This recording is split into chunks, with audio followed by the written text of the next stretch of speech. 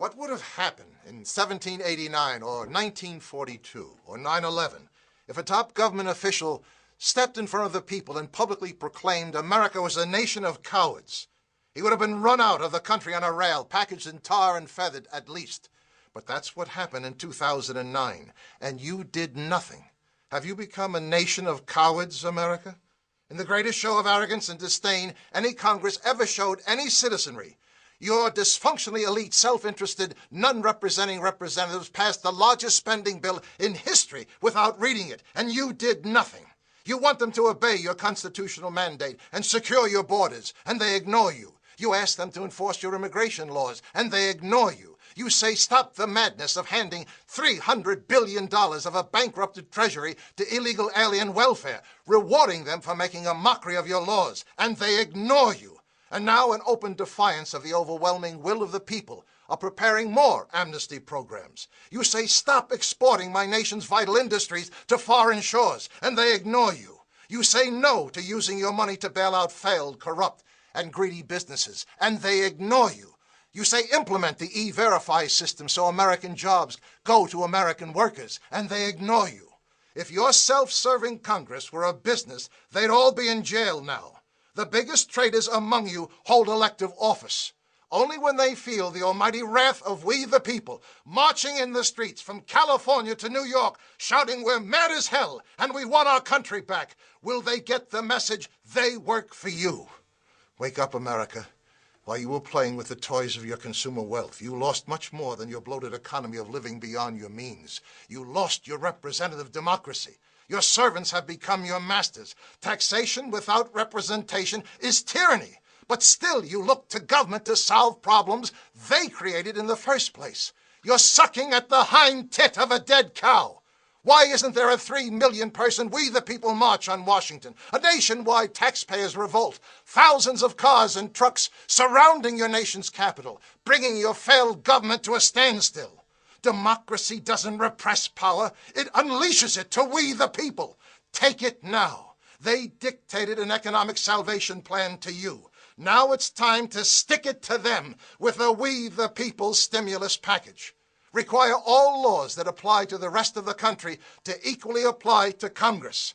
Start by first removing the elite privileges that place your non-representing representatives above you, not with you. Require all laws that apply to the rest of the country to equally apply to Congress. Repeal Congress's right to vote for their own raises. Balance the federal budget. Force your legislators to do what you now have to do. Live within your means. If you don't, you're committing national suicide. Make Congress pay into the Social Security system. They make laws for it. Now they might be interested in thinking twice before they allow 20 million illegal aliens to reap the benefits of a retirement program the legal citizens paid into all their lives. Long-term power corrupts. Limit Congress from serving more than 2 terms. That's all you give your president.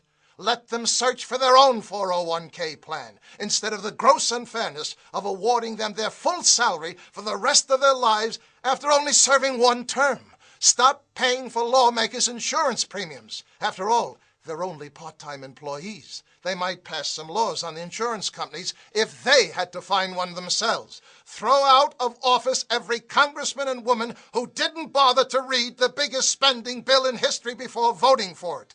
With the money you save from all of the above, put it into increased salary and benefits for the men and women of the armed forces. They never fail you.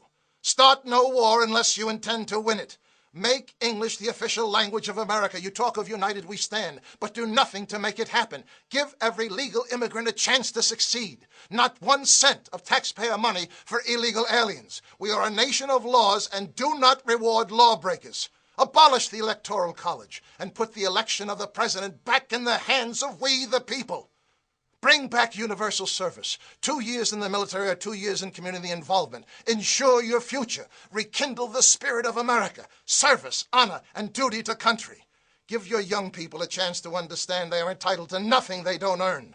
Wake up, America. You've allowed yourselves to become little more than cowering spectators, watching the nation your grandparents built, the richest, most powerful, most self-sufficient republic in history, with the highest standard of living any nation ever achieved, now in the middle of the greatest unprecedented decline in modern history.